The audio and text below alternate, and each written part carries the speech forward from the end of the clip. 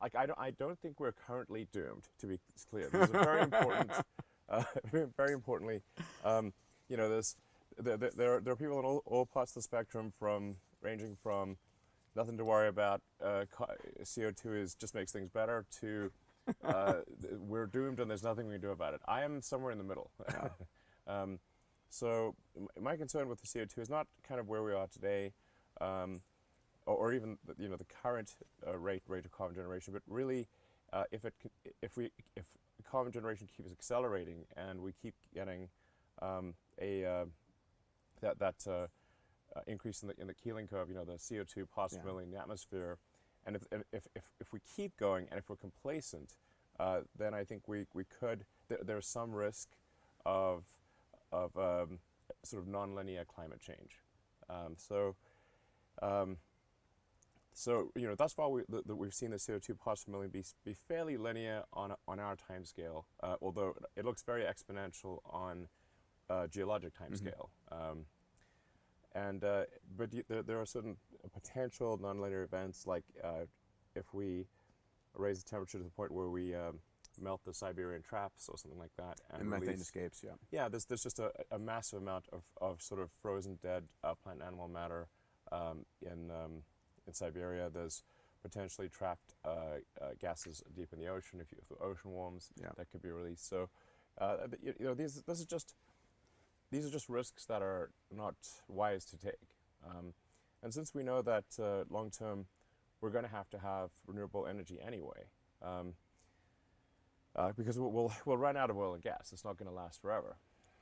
So we know where this ends up. This has to end up with renewable, sustainable energy. It's tautological. It's really just a question of, do we try to get there sooner or later? And we should try to get there sooner. It's obvious. Why run the? How long do you want to run this experiment? Yeah, it's also true that even if we stopped CO2 production, that's probably still not enough. That we do need mechanisms for extraction of CO2 from the atmosphere and the oceans that don't exist right now. As I said, I am. People sometimes think I'm sort of like. I'm kind of in the middle of the spectrum. I think if we stopped CO2 production today, which obviously we could not do without civilization coming to a grinding halt, and mass starvation and all sorts of terrible things happening, so we could not stop CO2 generation today. But I think at the the sort of 400, possibly even 500 ppm level, I think it's probably okay. But if as the world industrializes, and we're sort of at 8 billion people, get to 9 billion people, have a lot more industrial output per person, you could see at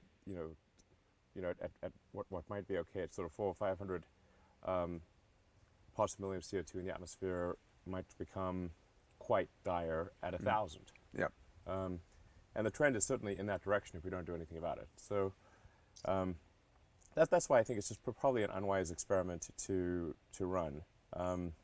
Even if you think that this is why I think it should be a compelling argument to even those who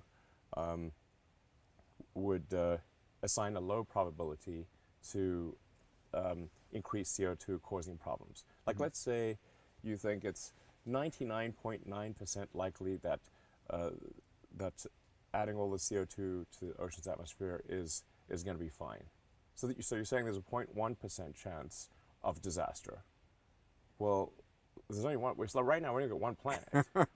Even a 0.1% chance of disaster, why run that risk? That's crazy.